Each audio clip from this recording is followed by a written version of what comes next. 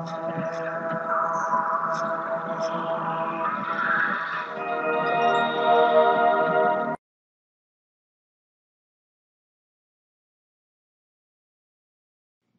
aí, galera, dando continuidade ao nosso estudo da disciplina de habilidades em enfermagem, hoje nós vamos abordar o assunto classificação de áreas hospitalares. Creio eu que vocês já observaram que associado a aqueles princípios que regem a nossa profissão, que é principalmente o cuidado, o processo de trabalho de enfermagem, existem vários outros assuntos que, quando associados ao serviço da enfermagem, garante aquilo que se espera de toda a unidade de saúde e de todo o processo de saúde e doença, que é a recuperação, o bem-estar e o conforto do paciente. Atualmente, o ambiente em serviços de saúde tem sido foco especial para minimização da disseminação de micro-organismos, pois pode atuar como fonte de recuperação de patógenos potencialmente causadores de infecções relacionadas à saúde humana.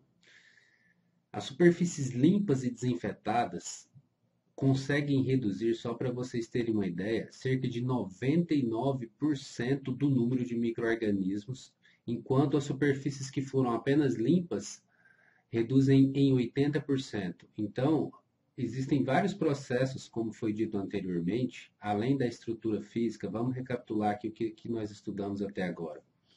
Essa questão da arquitetura hospitalar, que facilita todo o trânsito, todo o fluxo, toda a limpeza, associado também a detalhes da unidade do paciente, principalmente relacionados à limpeza e desinfecção hospitalar.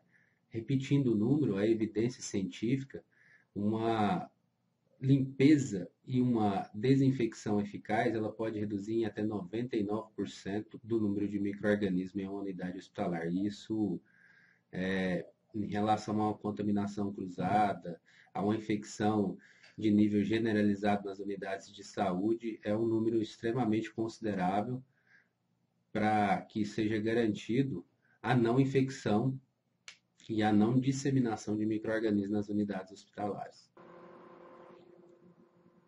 A transmissão por contato, ela pode ser dividida em contato direto e contato direto. É a forma mais comum de transmissão.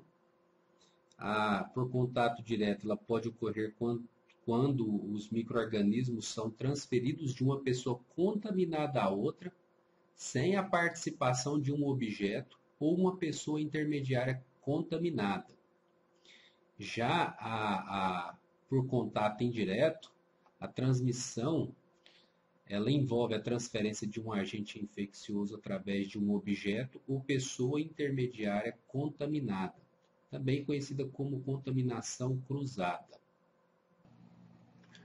Como exemplo de superfícies, a gente pode destacar todo o espaço físico, desde a parede ao chão, aos móveis, a mobília que existe nas unidades hospitalares. Assim, a limpeza e desinfecção de superfícies associada à higienização das mãos dos profissionais são fundamentais para a prevenção e a redução das infecções relacionadas à assistência à saúde. Dentre os fatores que favorecem a contaminação do ambiente de serviço de saúde, citam-se, só para vocês terem uma ideia, como os principais: as mãos dos profissionais que entram em contato com as superfícies, por isso da importância de preocupar-se com a limpeza e desinfecção das superfícies, a ausência da utilização de técnicas básicas pelos profissionais de saúde, a manutenção de superfícies úmidas ou molhadas, a manutenção de superfícies empoeiradas, condições precárias de revestimentos e a manutenção de matéria orgânica. Há evidências de transmissão de vários micro-organismos quando há presença de substância orgânica ressequida nas superfícies, como rotavírus, cândida e até o vírus da AIDS. Para você ter uma ideia, o vírus da imunodeficiência, o HIV, ele consegue sobreviver em superfície com algum tipo de matéria orgânica até 3 dias. E o vírus da hepatite, que é que também é uma doença infecto-contagiosa e oferece grande risco à saúde humana, nas mesmas condições até uma semana. Portanto, a presença de sujidade, principalmente matéria orgânica de origem humana, ela pode servir como substrato de proliferação de micro-organismos ou favorecer a presença de vetores com a possibilidade de transportar passivamente esses agentes. E aí você deve estar se perguntando, como prevenir isso? Não é não? Futuro enfermeiro. É uma pergunta que todos nós enfermeiros, principalmente no momento acadêmico, temos que fazer para que a gente, quando tivermos a oportunidade de assumir uma unidade de serviço, de gerir o cuidado em uma unidade, que a gente favoreça não só o cuidado por meio do processo de enfermagem, mas também por esses detalhes que envolvem o cuidado com a estrutura física, com o controle dos micro-organismos. E são medidas simples. Vou citar as principais delas aqui para vocês. Evitar atividades que favoreçam o levantamento de partículas em suspensão, como o uso de aspiradores de pó, permitido somente em áreas administrativas.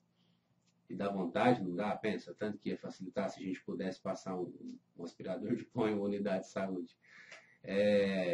Outra medida é não realizar a varredura seca nas áreas internas dos serviços de saúde, o que significa que deve-se usar o pano de chão úmido, né? As superfícies, como já foi destacado anteriormente, como exemplos de superfície, os mobiliários em geral, pisos, paredes, equipamento, dentre outros, eles devem estar sempre limpos e secos. Remover rapidamente matéria orgânica das superfícies, isolar áreas em reformas, em construção, utilizando tapumes e plásticos. Então, acredito que medidas como essas, de forma conjuntas dentro de uma unidade hospitalar, já são suficientes para reduzir a proliferação e a disseminação dos micro-organismos nas unidades. Aí você deve estar se perguntando, esse professor realmente é louco. Ele intitulou a aula de hoje como classificação das áreas hospitalares, agora ele está falando de limpeza e desinfecção, da redução de micro-organismos, dos cuidados em relação. Então, essa breve introdução é para que você entre no conteúdo de hoje um pouco familiarizado com essa questão da classificação das áreas. Porque a evolução tecnológica aplicada à medicina, ela vem revolucionando arquiteturas dos serviços de saúde, que tem sido modificada visando a melhoria do atendimento ao paciente. E para se adequar às novas tecnologias, muitos serviços de saúde necessitaram de reformas e ampliação das áreas já construídas, resultando em construções que nem sempre parecem estabelecimentos de assistência à saúde, ou não é verdade? Tem muitas unidades, principalmente no serviço privado, que parecem shopping centers. E a aparência do ambiente proporcionada pela limpeza é um importante critério de qualidade, observado não só por profissionais de saúde, mas também pela clientela. E considerando a variedade das atividades desenvolvidas numa unidade de saúde, podemos dizer que há áreas hospitalares que necessitam de um cuidado mais especial do que outras em relação à limpeza e desinfecção. E por isso, por essa denominação, por essa necessidade, é que surge a classificação das áreas hospitalares. E saber qual área oferece maior risco de infecção dentro de uma unidade hospitalar é de suma importância para o enfermeiro, para os demais profissionais da área da saúde, para evitar exatamente aquilo que nós discutimos desde o início da aula de hoje, que é a disseminação de micro-organismos, a proliferação, a contaminação direta, a contaminação cruzada e assim por diante. As áreas dos serviços, elas são classificadas em relação ao risco de transmissão de infecções, com base nas atividades realizadas em cada local.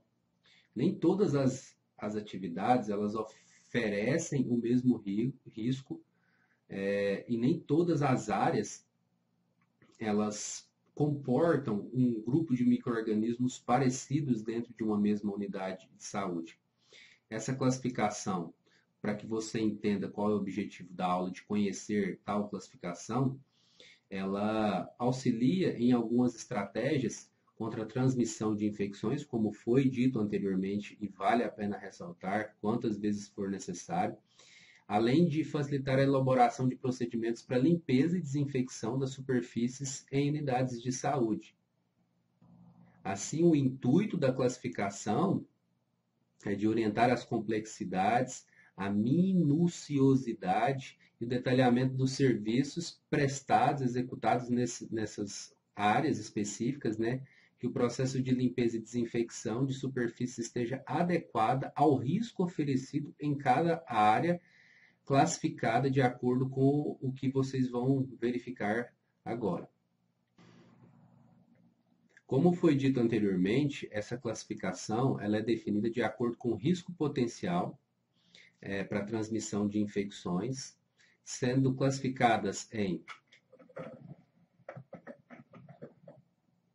áreas críticas, semicríticas e não críticas. Áreas críticas são os ambientes onde existem o risco aumentado de transmissão de infecção, onde se realizam procedimentos de risco com ou sem pacientes, ou onde se encontram pacientes imunodeprimidos. São exemplos desse tipo de área: centro cirúrgico, centro obstétrico, unidade de terapia intensiva, unidade de diálise, laboratório de análises clínicas, banco de sangue, setor de hemodinâmica, unidade de transplante, entre outras. Áreas semicríticas são todos os compartimentos ocupados por pacientes com doenças infecciosas de baixa transmissibilidade e doenças não infecciosas. Exemplos desse tipo de área são as enfermarias, que são as unidades de internação, um exemplo de unidade de internação, né? Apartamentos, ambulatórios, banheiros, posto de enfermagem, elevador e corredores.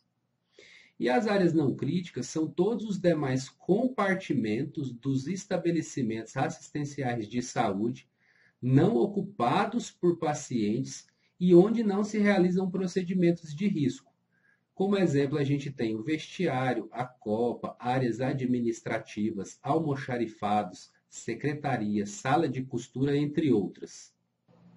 É válido ressaltar que atualmente essa classificação é um pouco contestada, pois o risco de infecção, segundo alguns autores, está relacionado principalmente ao procedimento realizado com ele, não à área em que ele se encontra nas unidades hospitalares, mas eu creio que, como a gente já conhece, assim, já é bem definido a realização específica de alguns procedimentos por áreas, essa classificação ela pode sim nortear o líder, o enfermeiro local, o gestor local, o líder da equipe, a direcionar o supervisor ou encarregado do serviço de limpeza e desinfecção de superfícies na unidade ao dimensionamento de equipamentos profissionais e materiais de forma adequada para a limpeza e desinfecção das superfícies de forma adequada.